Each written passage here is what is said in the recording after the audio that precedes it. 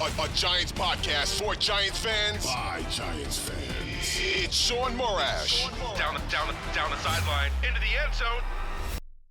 Touchdown, Giants! From the offseason to the wins and the losses, it's time to take one Giant step with your host, Shaun Morash. All right, welcome into One Giant Step, a reborn podcast on a reborn season.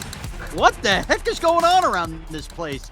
It's Shaun Morash. Thank you, as always, for listening, subscribing, downloading free on the Audacy app, everywhere podcasts are available. Bryce Gelman, my young, I want to give him a noogie in his hair, Giant fan friend, and he is aboard for what has been a roller coaster of emotions of a half season since he's joined us. Bryce, and by the way, hold on, before I introduce you, Bryce, shout out to Bryce, who has stepped in and done an admirable job on what felt like a lost season, still maybe a lost season. We'll see what these next couple weeks do. I've seen a couple tweets as this Giant run has started of people missing last year where I was with Paul, and if you're still with us, thank you so much for being with us. I also, a few weeks ago, and hat tip to our producer, James, thanked everybody who might stop listening for a little bit of time because I understand your listening habits change. So for those people, I want to welcome you back in because we're back in, baby. Bryce, what's going on? Nothing much. Just riding this wave, while it lasts. And, it's an honor to not have to beg anyone to listen or watch this podcast anymore because we know they're tuning in. Now, Bryce, I think one of the things I pride myself on, and maybe it's clunky sometimes, maybe people appreciate it, is just like going with the flow and on the fly. So you've stated this before. I've already forgotten. How old are you? How old is Bryce Gelman? Because the reason I wanted 22. you with me these last few weeks, because you represented a younger fan as I'm 36. 22. Okay. I'm 22. And I say that because, you were very young the last two Super Bowls. I was already an adult for both. And obviously there are Giant fans that might listen that are older than that, were full-blown adults for the other two Super Bowls, the first ones. I tell you, the Giants have had some wacky seasons for better or for worse over the years. And I have definitely lived through seasons that have gone both ways where the team has started off very hot. And in fact, this was a calling card under Coughlin for so long, and they would fade down the stretch. How many 6-2 seasons became 8-8, and sometimes less than that. I've seen seasons, some of those later Eli seasons where maybe they stumbled at the gate, made things interesting, and then nothing ever materialized. I don't know that I've quite seen a season like this where the season is dead in the water to the point of not just going, hey, we know we're not making the playoffs. How high can we get? To the point of going, are we going to get the number 1 or number 2 overall pick in the draft bed, to now sitting in a scenario where there are still 4 games left. And if a combination of 5 things happen this week, the Giants could exit the week in a playoff spot with a quarterback that has come out of nowhere that also happens to be a local kid. Now, that's not to say those things are going to happen, and we're going to get to the playoff stuff later on and the challenges of it and all of that. We understand that Philly's still ahead of the schedule, but this is unreal, and it centers around this kid, Tommy Devito. Bryce, before we break down what happened Monday night and the evolution of him, just your overall feelings as a 22-year-old Giant fan watching this Tommy Devito story and riding the wave. So I think I have a very specific viewpoint on this because I went to Syracuse, and my freshman and sophomore years, Tommy Devito was the starting quarterback. And I think I was the biggest Tommy DeVito hater out there, even up until one of the episodes that we did, I straight up said, this guy is trash. He's garbage. We cannot play him in a game. And obviously I've done a complete 180 as every other person who also was a Syracuse fan at the same time, still a Syracuse fan now, because what we saw does not correlate to what we're seeing right now. So I think everything aside is, being a 22-year-old Giants fan, I still remember the 2 Super Bowls that I was alive for. I remember exactly where I was for both of those, so I can count those. This isn't a situation where, I missed every single Yankees World Series. Like I was there. I may have been 7 and then 11, but I remember the Super Bowls. And I also remember when Tommy DeVito was an awful college football quarterback. And all of a sudden, he's blossomed into this serviceable NFL quarterback who manages the game better than Daniel Jones did this year, better than Tyrod Taylor did this entire, for the amount of games that he was in. It's just unfathomable, Shaun. It Yeah. doesn't make sense to me. It really doesn't. It doesn't. And look, I want to be fully transparent because anybody that's listening to me on the fan with Evan and Tiki, I have really fully bought in this week. Look, I think this is kind of like an octopus of avenues where like there's like 8 different ways this could go for the Giants in the future. And I want to make like something like very importantly clear. I have not abandoned what I hammered home, which is the time is now to draft a quarterback. I have not abandoned that. And I could take the avenue that if Brian Daboll is doing this with Tommy DeVito, who, by the way, is his first quarterback in a Giant uniform that fully had no pro experience outside of playing for Brian Daboll, and we're already seeing what he's doing every week, what could he do with the top-of-the-line prospect? So I'm not fully off of that. However, if the Giants keep winning and playing themselves out, I'm also not fully off the idea of, like, it sounds crazy, but maybe the Giants have gotten lucky here.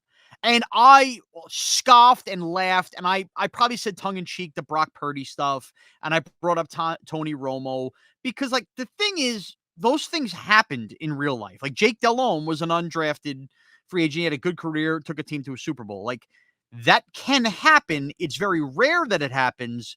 And now I'm sitting here, and maybe it's because of coaching, wondering, like, well, maybe the Giants are getting lucky. Now, I threw cold water on the 2 wins that he had versus Washington and New England. Now, New England, they only scored the touchdown. He made some throws to hide in the game, but it was very up and down. But New England's defense has played well. The Washington game, the Giants needed 6 turnovers and needed every one of them, despite the fact that DeVito was making throws. And before that, we could talk about the Jet game when he came in cold. They didn't want him to throw a pass. The Raider game where, you kind of throw it because it felt like the whole team had their life sucked out of them because they were all excited for Jones coming back, and then he went down. And then the Dallas game where that last drive, I think, might end up being a turning point in the season where Daboll kept calling timeouts and get DeVito into the end zone with Sterling Shepard. Maybe that mattered. What I have seen, though, especially off of the bye, is an evolution of the quarterback and the playing of the position, Bryce. Okay? I saw him with my own eyes in the stadium not be trusted to throw a pass. I saw him take a lot of sacks versus Washington, but develop the deep ball down the field. I saw him do some better things, some more short game things, but ultimately not scored up versus New England. And I saw him do the theatrics and the hero signings at the deli shop. And I thought the bye week, maybe he, played into the celebrity, and maybe they'd come back and they'd play a Packer team off that. By the way, we both picked the Packers to win the game. I was close on the score, by the way. I remember I said DeVito would take the field and they would throw a pick. But instead, something funny happened on Monday night. Tommy DeVito made plays, including that 3rd and 10 touchdown throw to Isaiah Hodgins on the run, that simply put, good quarterbacks make those plays, and bad quarterbacks don't. Not that you can't make them as a bad quarterback, but it's really hard to make it. That was a throw I fell in love with, and then under that pressure, after everything, and we've been sat through Giant games, Bryce, where that Saquon fumble happens. How many fluky plays have the Giants lost on this year, all these things? That's it. That's the ball game. And he comes out and has full understanding of the clock on a windy field at MetLife Stadium, doesn't just try to chuck it down the field and get everything. He takes what the defense gives him. Saquon here, Wan'Dale Robinson here, and then makes that throw and follows that Wan'Dale route. I'm in, man. I'm in. There's enough there where I've now seen week to week. I'm sorry, Bryce. Damn what he did in Syracuse. Damn what he did early. He is fully getting the coaching from Daboll, and he is doing things that, I am sorry, not just like, hey, game edit. He's doing things good quarterbacks do right now. It's really insane how far we've come from 2 weeks ago, 3 weeks ago, calling for a full and complete tank because, as both of us agree, the Giants would be smart in getting one of the top quarterbacks in this upcoming draft, a quarterback-heavy draft, and we still agree on that. But And I kind of had this dilemma last week because, as you said, 2 fluky wins against the Patriots and the Commanders. The Commanders suck against us, and the Patriots were trying to lose that game. That after the bye, it would be fully expected the Giants, facing, as I said last week, I was clearly wrong, but the Packers were surging going into that last game. And I think it was completely expected the Giants would falter and finish out the season losing both games to the Eagles and whatever, and losing out. And in that moment where, especially after Bobby became muff, then Saquon fumbles for the 4th time in his career, everyone expected, like, okay, this is it. Here we go again. This is Jake Elliott's 61-yard field goal all over again. This is the worst possible scenario happening yet again to the Giants. This is Greg Joseph kicking the 61-yard. Like, this is what's going to happen to us. And what happened? What happened, Shaun? Like, this, it's just insane to me that Jordan Love goes down the length of the field, scores with a lot of time remaining. And what does Tommy DeVito do? He makes the right throws. He makes the right reads. He finds Wandale, the 40-yard gain, puts them into field goal position. They win a game on Monday night, Shaun. 0-8 Daniel Jones is on Monday night football. By the way, I was at their last home Monday night win. It was the night Coughlin went into the Ring of Honor against the Bengals in 2016. I couldn't believe when that stat flashed. I'm like, that was the last Monday night home win?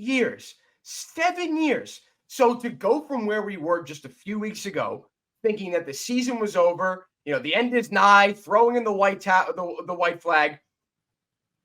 Look where we are right now. This is there's a likelihood the Giants make the playoffs. They're only a game out of the wild card. So this is where DeVito's now more than a story, because two things are going on here. Number one, the family stuff and the Italian and the chicken cutlets, that's all like a side part of this that's really funny and like good for the family. Look, I know as a parent now, like if my daughter was the star at UConn and, they were talking about me looking like Mr. Moon, I would be, dressed up like the moon outside the parking lot. Like I would just embrace the moment. Good for the DeVitos. But it's one thing for like that to be a really cool story, the local kid. It's another thing to watch him and realize like, no, he's actually playing really good too. This isn't just he's the quarterback of the Giants have to be winning. And then the second part of this is the NFC is so dog food at the bottom of that wild card round. Now, on one hand, you can be frustrated because they won the freaking Bill and Jet game. We might be talking about this game as like a winning in versus the Saints at this point. That is how insane it is, because you'd feel a lot like the Vikings. We feel pretty comfortable in that spot. But because it's dog food, it's impossible to dismiss exactly what's gone on. So before I set up the playoff story, let us just acknowledge that the players seem to be buying in, and there is belief. And by the time you're listening to this, maybe we know right or wrong. Darren Waller, man. Darren Waller gets his 21-day window activated on Thursday. He goes out. He practices a little bit. We saw Dexter Lawrence on a pitch count last game. Darren Waller talking about the Italian thing in DeVito. He had this smile on his face like he was gleaning. And you could tell this is now infectious to the point where, think about it, Darren Waller's a star NFL player that's been out for weeks. This could have been a dead season where he came back at the end. All right, whatever, I'll play. Dude, he is trying to speed up the process on coming back. He wants a taste in the worst way. And I joked around with Evan and Tiki on this. He played with some bad Derek Carr stuff, some Flacco stuff. Darren Waller might be watching what's going on with Tommy DeVito going, this is the hottest quarterback play maybe I've ever been able to play with in my career. And I want in. Like, we have hit the crazy part of the season where a star player we had is basically going to rush back because he needs to play with Tommy DeVito. Think about that.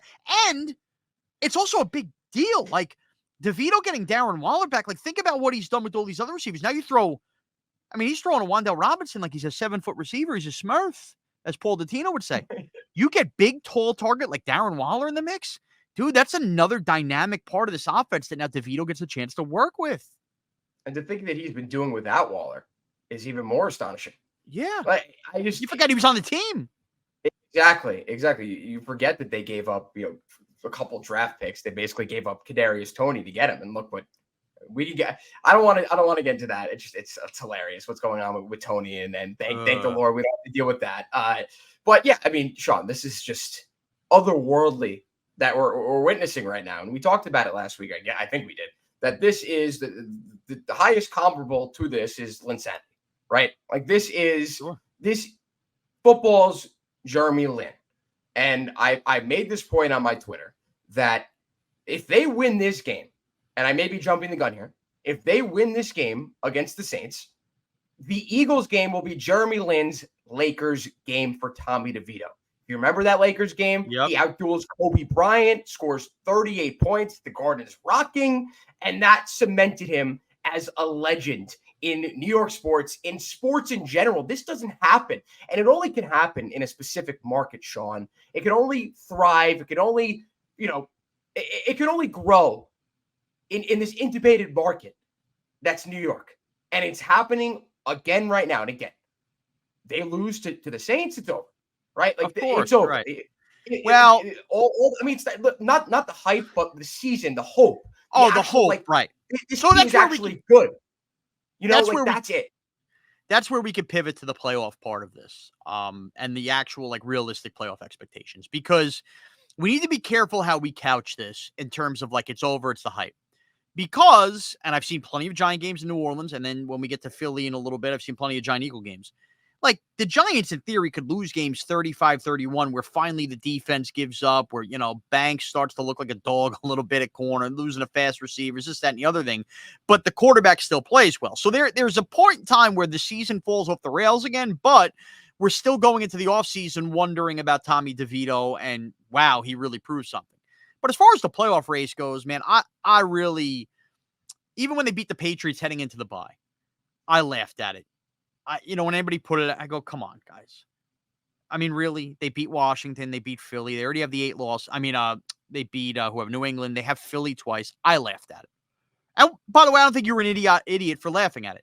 And even if I thought they were going to beat the Packers, there was a point on Monday night, even as the end of the game, I go, even if they beat them, come on, they're not making the playoffs. I must admit, and maybe I'm caught in the moment, prisoner of the moment, I don't predict they will make the playoffs, but I do think it is now impossible to say, like, that's out.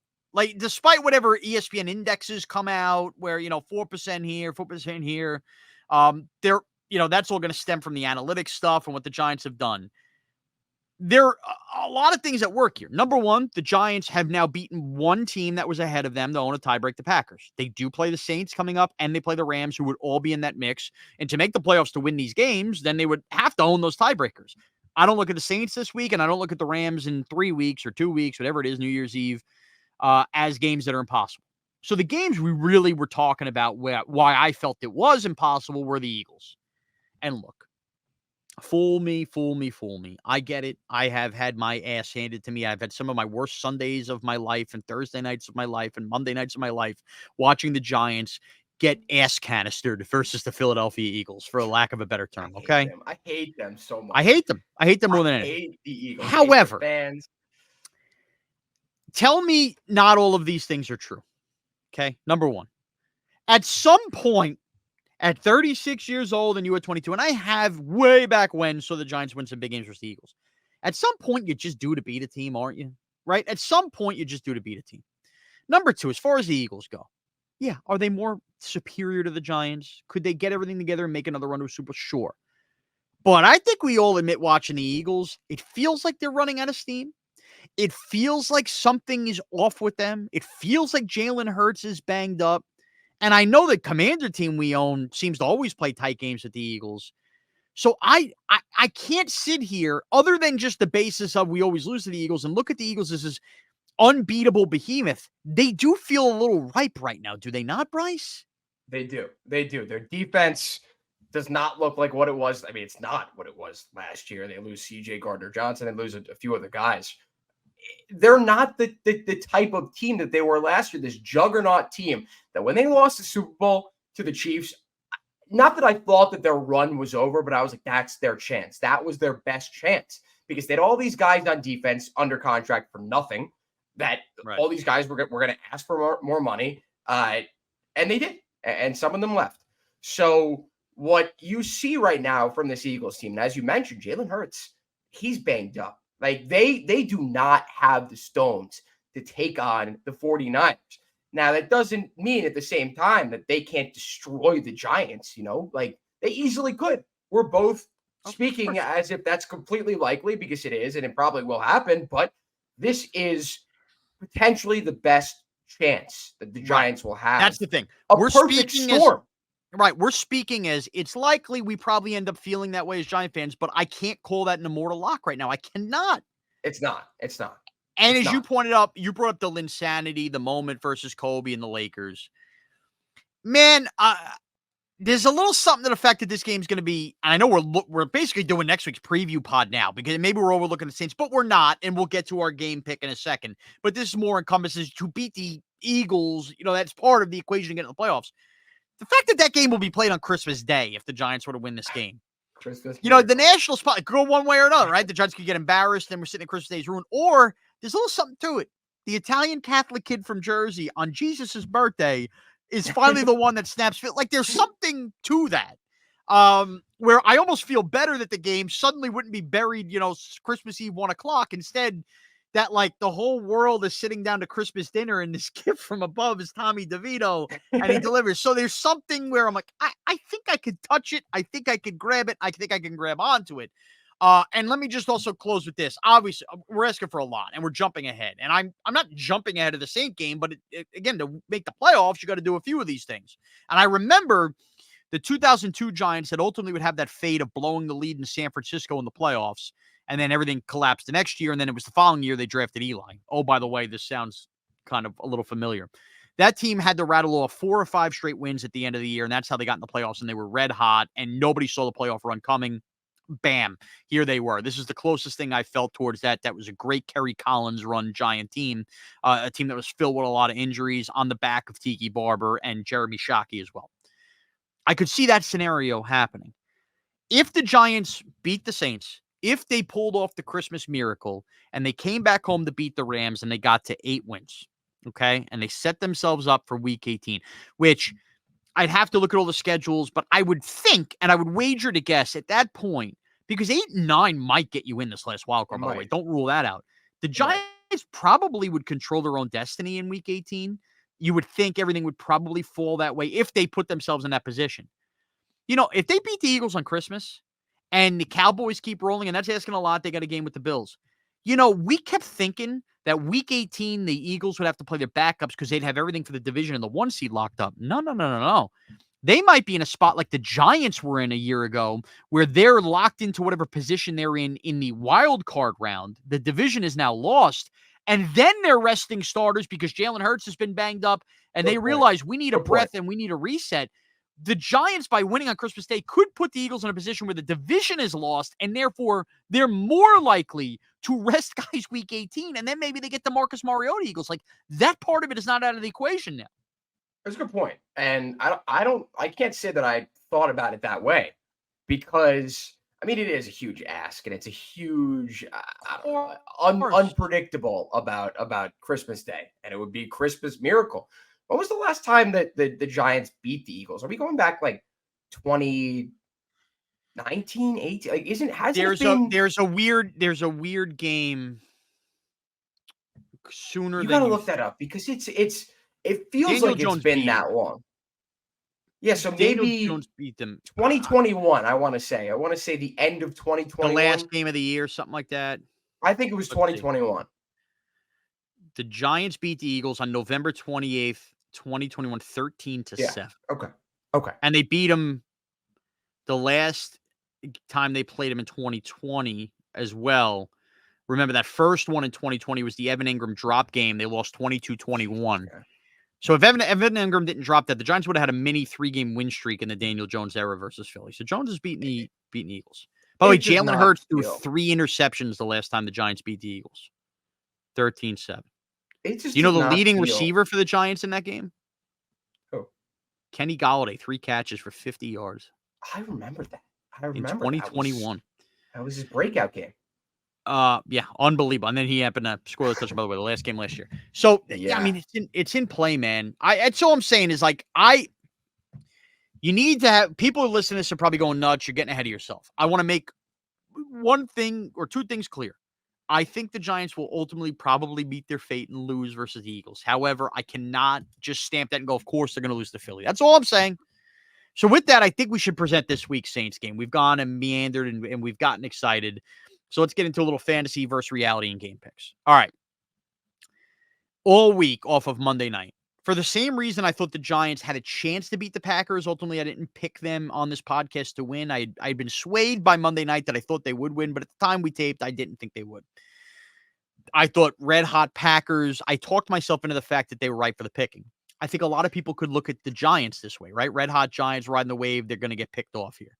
New Orleans has been a house of horrors for the Giants in the past. However, the last time they went there was the game they won in overtime where Daniel Jones and company won. That was 2021. Yes, 2021 in October. Okay. This spot, and I've gone through the Saints season. I sat on the Long Island Railroad today. Today's Thursday. I sat on the Long Island Railroad going through every Saint game, just trying to really wrap my head around and get a grasp of this. The Saints are as blah a team this year that exists in football. They They have have been for not a beat. while, Sean. It's No, been they like this have for a been. while. They have been. But what I'm talking about is when you look at the bottom of the playoff race. I know Derek Carr's had a bad year, but you look at their record and they're still very much in it. So they've won enough games. They have not beat a team over 500, and the Giants are not over 500. So they don't. It's not like they go out there and they slug any big dogs. They hung on for dear life week 1 versus the Titans. At home specifically, because remember, that was always the scary part. New Orleans, very loud. They've struggled mightily. I don't have the exact number. I believe they've lost more games than they've won at home. It's just been a weird year for the Saints where you can't even walk into New Orleans and expect loss based on the home field advantage because the Saints have not been that team this year. The reality of the game before I get to the fantasy. As much as the Giants are 6-point underdogs, I think the Giants are the better team. They were the playoff team last year. They are still showing signs of that again now. Derek Carr is getting booed left and right. My fear, which I think is the reality of the game, is where Tommy DeVito can struggle. He's comboed with the offensive line. If this game is close, and most Giant games and Saint games are close, I do worry about the building getting nuts and some false starts and some penalties taking the Giants off schedule on offense. So I think the reality to the Giants winning this game is don't take penalties based on crowd noise, okay? Don't take those false starts. Don't take holdings. Don't let the building overwhelm you. New Orleans is one of those few buildings that can. It hasn't to teams this year, but with a rookie quarterback like this, it's in play. That is the reality of the game. Don't let penalties and false starts and everything do that. A fantasy play, how do I not say Wan'Dale Robinson? How do I not say Wan'Dale Robinson? Wan'Dale last week? I think you did. Did I? I forgot. I was so enamored with the I fact think that I went picked the game to against be you. 24-23. I definitely said Jalen Hyatt, and then I think Yeah. I don't know. I think you went. might have went Wan'Dale, but how do I look? He's clearly the hot hand right now. There's been a couple weeks in a row where they're expanding the playbook more and more. He's getting the carries. I think Wan'Dale's going to find pay dirt and get in the end zone and be paid for his goodwill. Give me Wan'Dale Robinson, and I'll give you a game pick, and then I'll let you hit the trio: fantasy, reality, and a game pick. I think they're going to have a big one. I think they're going to have a big game here. Maybe I'm an idiot.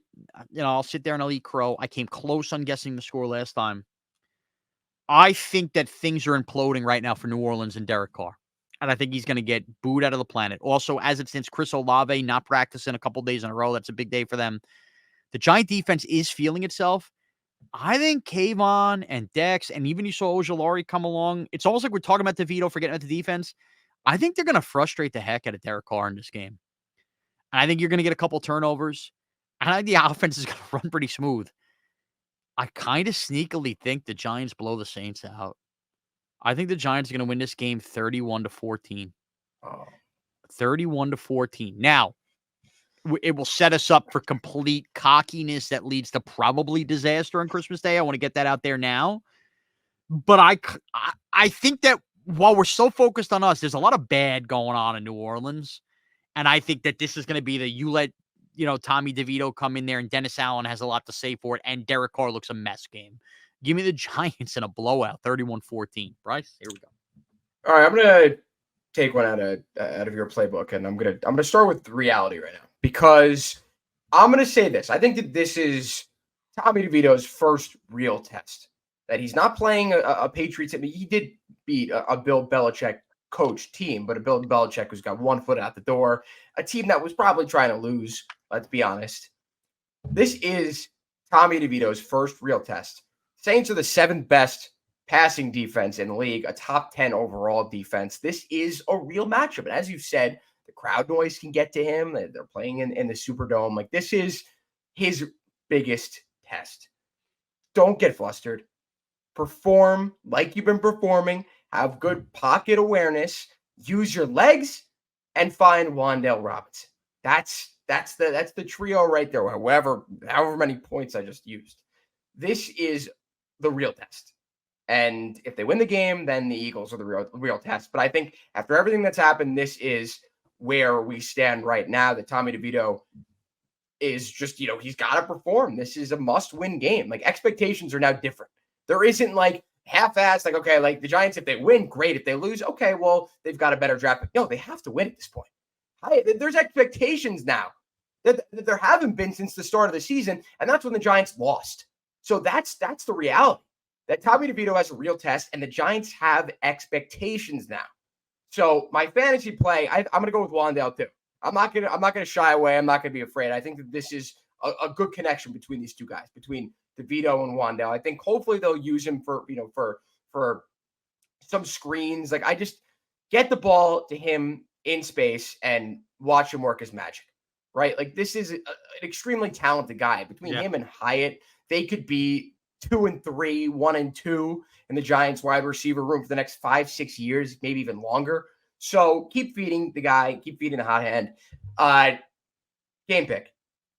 I think the Giants win this game. I think that I know. I'm playing into it. I'm playing into this hope, and I'm not someone who does that. I'm not a pessimist, but I'm also not an optimist. I think I'm a realist. And right now, I really believe in the Giants. And I think the Giants win this game 20-13. I'm not going to go at something crazy like 31-14, like you said. I think the Saints find the end zone once. They kick 2 field goals, and the Giants score 20 points. They hang 20 on the Saints. They win the game. They go into the Eagles game with some hope. And then probably they're going to lose, and then we're all going to feel like shit. We'll cross that bridge when we get there, Bryce. The bottom line is this. Our Lord and Savior, Tommy DeVito, has brought one Giant step back to life. It has brought a season back to life. And I want to thank you, Bryce. Peace be with you. Of course. And also with you. Thanks to our producer, James. Thanks to everybody for listening, downloading, subscribing to One Giant Step everywhere podcasts are available. Tommy used to work on the docks. Now he's quarterbacking us in New Orleans. We're living on a prayer. Let's go, Giants. Thanks for taking one giant step for us. Thanks for watching this video. If you've enjoyed this video, please don't forget to give it a thumbs up and subscribe to our channel for more content like this. If you want to see more of our videos, be sure to check out our playlist and let us know what you think in the comments below. Also, don't forget to follow us on social media to stay up to date on our latest updates. Links are all in the description. Thanks again for watching, and we'll see you in the next video. One giant step.